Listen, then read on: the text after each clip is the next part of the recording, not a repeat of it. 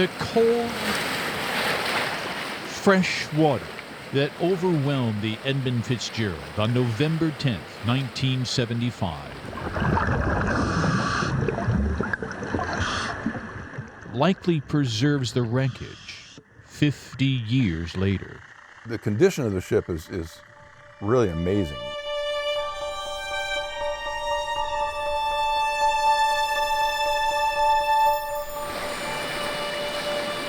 "17 miles from shore, 530 feet below the surface." Fitzgerald is so deep that it's all intact. Lie large, fractured sections of steel that once formed the queen of the Great Lakes.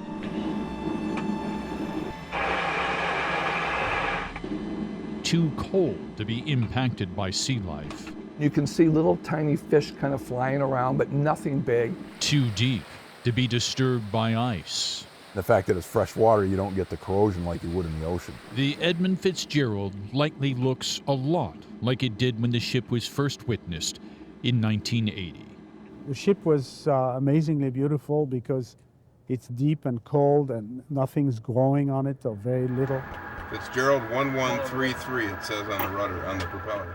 It still looked nearly pristine when dive teams recorded this footage in the mid-1990s. The well-preserved condition of the ship means the answers that may have eluded researchers and historians for half a century could still very well be found at the bottom of Lake Superior.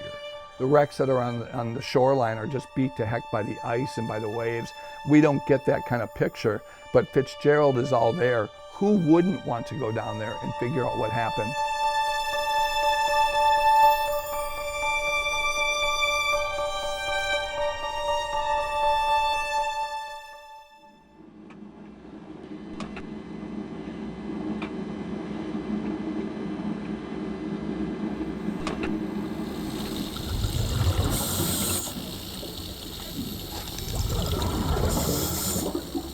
There have only been 6 expeditions to the wreck of the Edmund Fitzgerald. It's too deep for most divers to go. The weather can be very treacherous, very nasty. It can turn in minutes. So you have windows of opportunities which are very small. I was a brand new diver, had never been on a shipwreck at that point. So we're going to go to the right? It was 550 feet down at the deepest point. Nobody could really get to this except for people with submarines. I'd never been in a submersible before. It's a highly complex, very dangerous dive to that depth. It's deep and a little spooky as a result of all of this. I don't know an awful lot of people maybe that would want to get into a small enclosed space like that and go 500 plus feet down into Lake Superior. It takes you a while to convince yourself that you really want to do this. Fortunately for me, I'm one of them. It's a mind-bending experience because you know when that door goes shut on that submersible, there's no turning around and going back. Grab onto the cables here, step on this rod right here. I remember filming the submarine as it went down into the abyss. Rick Mixter recorded and dove as part of a privately funded expedition in 1994. I remember thinking how deep it was and that if I dropped my camera, it would implode at 300 feet. There's nothing like seeing it with your own eyes. Larry Elliott dove in 1994 and 1995.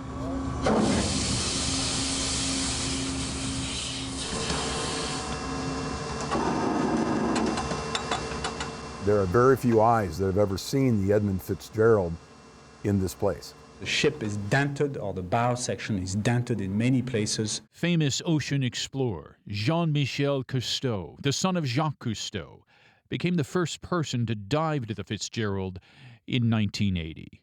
We were the first human eyes to go down and see for ourselves what was going on. While these expeditions did not bring closure to the Great Lakes' greatest mystery, they did bring remarkable images and video to the surface. The interest literally from all over the world. I mean, we did radio interviews with radio stations from Australia, And that just blows your mind when you think of literally worldwide interest in this shipwreck. Hours of behind-the-scene video reveal the challenges and dangers of diving this deep. The light slowly diminishes from Lake Superior until you get to about 250 feet. Then it goes dark. It's complete darkness down there at 535 feet down in Lake Superior. All of us were lost down there. We didn't have any way of triangulating locations or distances. You're kind of straining your eyes trying to see out into this foggy light out ahead of you. So we had lights, of course, on the sub, but the lights only go maybe 20, 25 feet. And there's a lot of darkness beyond that. You light it up a little bit, and you keep telling yourself, okay, we're not going to hit the ship before we see it, are we? Back off a little bit, you're too close. When you go down to the sub like that, you don't land right on top of the wreck. Okay, that's good. You land off the wreck a bit, and then you use your sonar. And then we started heading what we thought was the wreck. And we're going across, and all of a sudden I see bottom, and a giant crack in the ground. We were actually on the Edmund Fitzgerald and didn't realize it. The danger of diving a wreck like this is you can't see all the way around you. We started to drop down to the deck. The pilot said, I think we're in the ship. And the sonar on the side turned bright red. I think the wreck's over here to the left of us. It took me a second just to realize what he was saying. He meant we're going inside the wreck. There's that danger in a wreck that's got this much debris around it. You can't tell if there's something just behind you and you're backing up. And if you get a skid caught on a piece of wreckage, you don't know which way you have to move to get free. That's when it started sinking in. That I might be the first one to go if we hit something because I'm looking out the window on top. If you bump into something, you wonder, is the hull of the submarine going to withstand it? If you get so much as a pinhole leak in that thick steel hull, it will cut you like a water blaster. Let's turn on the recorder. You see the front of the pilot house come out of the fog of that low light situation. All right, coming down here. Coming down. And it just is heart-stopping. You see the Fitzgerald coming out of the darkness, and you almost gasp. And here's these giant letters, Edmund Fitzgerald, filling the portholes on the Delta submarine. The pilot house is painted white, the lettering is black, and that really stands out when the lights hit it. The image of the shipwreck just comes into view, and you just can't say anything. That was fun. It'll be hard to top this. Oh, man. I was blown away. I was super excited that we were diving the most famous shipwreck on the Great Lakes. Although it's very cramped. Oh, man. We went right to the pilot house, and there was a reason we did that. Elliott says during an unmanned dive in 1989, 3D imaging revealed the door to the pilot house was open. Now, you may think, okay, the ship sunk. What's the big deal? Well, the big deal is that we weren't sure why that pilot house door would be open. You're in a storm like that, you'd never unlatch the dogs on that door. These are big steel latches that prevent the door from being open. They don't open with just a doorknob. You actually have to move the latches to seal this door shut. The dogs are open, the door is not broken. Right away, even in the sub at the time, we were talking. And right away we said, that indicates to us that somebody tried to get out of that pilot house. Imagine the force it took to break those windows is just mind-bending. I think it's a big indicator of how quickly the ship went down. A lot of mystery because no calls were recorded and everybody was lost. Why no Maydays? That is the big question. That's the big mystery. There would not be a 50th anniversary with so many film crews looking into it because Gordon Lightfoot wouldn't have written a song about a ship that was lost with 29 guys who simply vanished with no Mayday. While there are several theories about how and why the ship sank, most experts and historians agree at least one large wave took the Fitzgerald down. That big wave could have lifted the stern of the Fitzgerald and pushed the bow underwater. And they think it's going to be like every other time they've been pushed in the water when the waves come over the deck. But this time, they didn't come back up. It did not have the reserve buoyancy and the strength to handle the sea conditions out there. The U.S. Coast Guard's final report in 1977 determined the Fitzgerald sank because of massive flooding due to ineffective hatch closures. But the report did not conclude how or when the ship broke apart, saying only the vessel dove into a wall of water and never recovered. The Fitzgerald was basically sailing toward the bottom.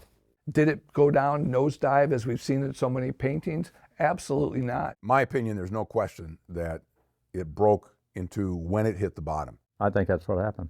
The ship did not nosedive. It broke on the surface and all that cargo came out. The Fitzgerald broke in two, and it broke in two because of structural failure. Well, that's wrong because it doesn't add up to the full length of the ship. The ship did not go down in one piece. My feeling is that that ship just kept going right to the bottom, that it was sudden and catastrophic. The problem was the structural problems with the Fitzgerald, the leaking hatches and the leaking vents that caused all this extra weight. I think that's a part of the fascination, that the fact that we've never really had a clear answer on why the Fitzgerald went down. The clues are all still down there, undisturbed.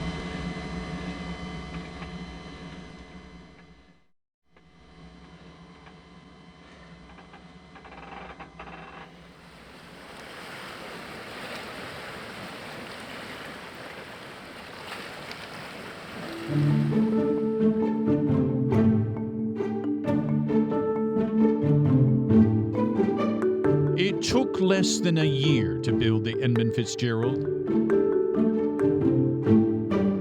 The Fitzgerald was a miracle. It was the queen of the lakes for a time. One of the first ships to do modular construction. They had 3 sections of the ship, which they shipped into Detroit. Put them all together. It's going to be the largest object ever dropped into fresh water. The Fitzgerald launched on June 7th, 1958. At the time of launching, it was the biggest ship on the Great Lakes. Would be built to actually go to the ocean if they had to. Well, the Fitzgerald was 729 feet long. The freighter was designed to the maximum size that could carry the most cargo while still fitting through the Soo locks. So in order to get to Lake Superior and the incredible mineral resources that were up there, the iron ore that was coming out of Minnesota, they had to be a certain length to be able to fit in there. And as it was, the Fitzgerald could barely fit through with the gates closing.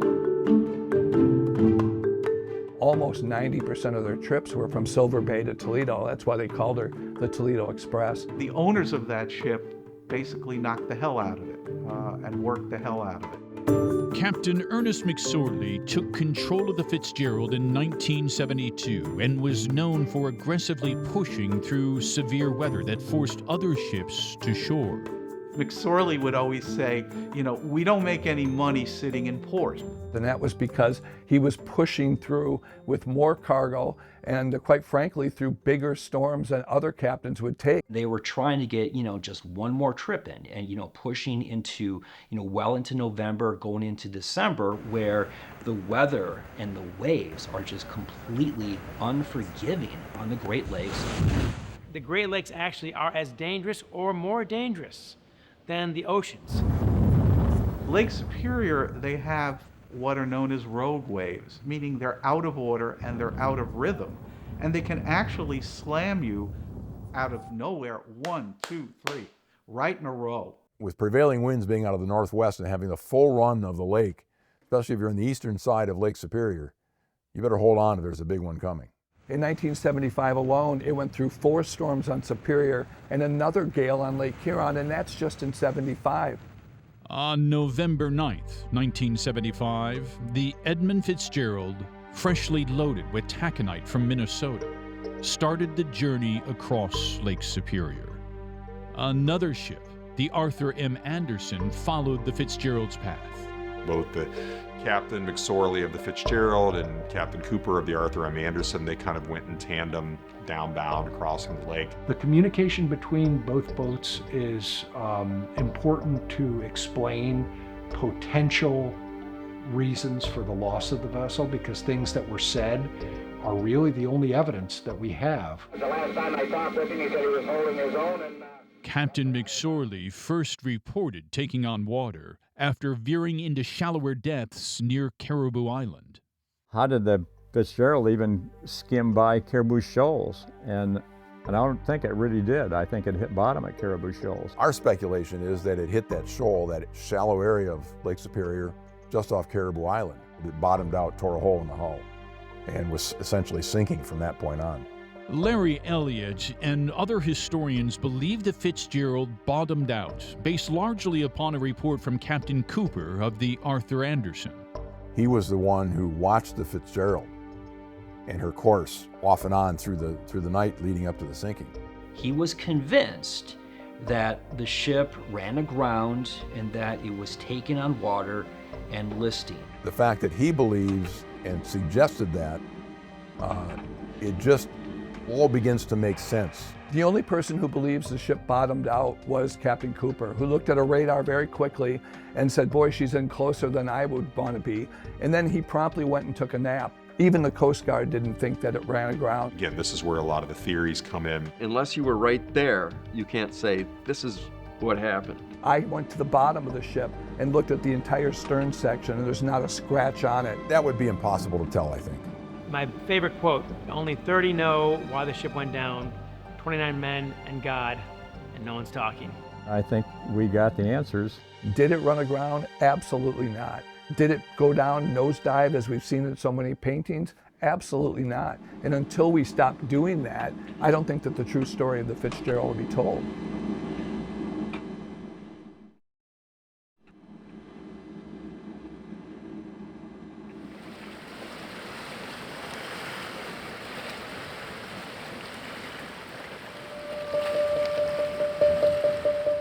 The lyrics enhance the legacy of the Edmund Fitzgerald. There was always a respect for the Fitzgerald because of the attention given to the song. The wreck became a hit. Made the Fitzgerald and the wreck of the Fitzgerald such a worldwide fascination. But like any discussion or debate about one of the most famous shipwrecks, not everything can be true. Gordon Lightfoot had the song wrong. It's not some mill in Wisconsin. There are no pelletizing mills in Wisconsin. They were carrying 26,000 tons heading for Detroit. Not Cleveland. Not Cleveland. Another mistake. 50 years after the Edmund Fitzgerald made headlines, 49 years after Gordon Lightfoot scored its spot in history, we are still debating what caused the ship to sink. I think that's a part of the fascination, that the fact that we've never really had a clear answer on why the Fitzgerald went down. The clues are all still down there, undisturbed. Did the Fitzgerald hit bottom in shallow waters before plunging into the floor of Lake Superior? You can't tell. Did the leaking hatch covers cause it to break apart on the surface? There are all kinds of questions that could be answered with a high-definition sonar, or better yet, go down and count the hatch covers, and let's figure out how it broke apart. We won't see another expedition to the Fitzgerald. The Canadian government has not approved a dive permit in 30 years. Families of the lost crew members objected after the independently funded expedition in 1994 led to an unexpected and controversial discovery. About 1/3 of the way through the dive, we received word from the sub that a crew member had been located. How do you know it's a body? And I said, well, we see what is an outline of a body, and it's sitting up on the bottom, and it looks like there's blocks on the body too. The body was close enough, in close proximity to the Fitzgerald, for us to feel that it probably was a member of the crew. As a journalist, I had to make a decision.